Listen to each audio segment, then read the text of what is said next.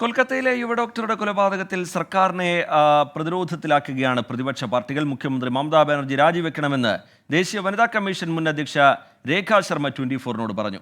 കേസിൽ ജുഡീഷ്യൽ അന്വേഷണം വേണമെന്ന് CPIM ബംഗാൾ സംസ്ഥാന സെക്രട്ടറി മുഹമ്മദ് സലീം ആവശ്യപ്പെട്ടു.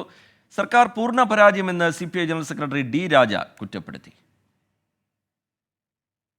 കൊൽക്കത്തയിൽ വനിതാ ഡോക്ടറെ ബലാത്സംഗം ചെയ്ത് കൊലപ്പെടുത്തിയതിന് പിന്നാലെ ബംഗാൾ സർക്കാരിനും മുഖ്യമന്ത്രി മമതാ ബാനർജിക്കുമെതിരെ കടുത്ത വിമർശനങ്ങളാണ് ഉയരുന്നത്.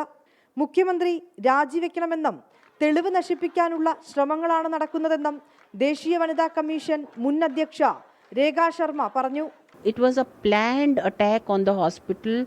There were some construction also they started because they wanted to remove the evidences.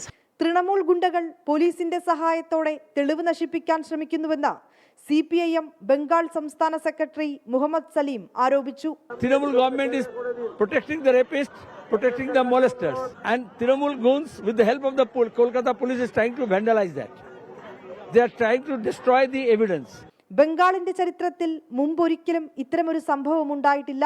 മുഴുവൻ പ്രതികളെയും ഉടൻ അറസ്റ്റ് ചെയ്യണമെന്ന് മുതിർന്ന CPM നേതാവ് ബിമൻ ബോസ്. പ്രതിഷേധക്കാരുടെ ചോദ്യങ്ങൾക്ക് മറുപടി പറയാൻ മുഖ്യമന്ത്രി മമതാ ബാനർജി ബാധ്യസ്ഥയാണെന്ന് CPI general secretary D Raja പ്രതികരിച്ചു.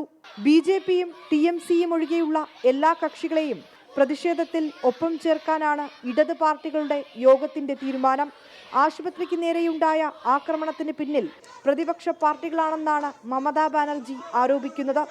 എന്നാൽ വീഴ്ചകൾ ഓരോന്നായി ചൂണ്ടിക്കാട്ടി മമതയുടെ രാജി ആവശ്യപ്പെടുകയാണ് പ്രതിപക്ഷ നേതാക്കൾ. വിനീത VG 24 ഡൽഹി.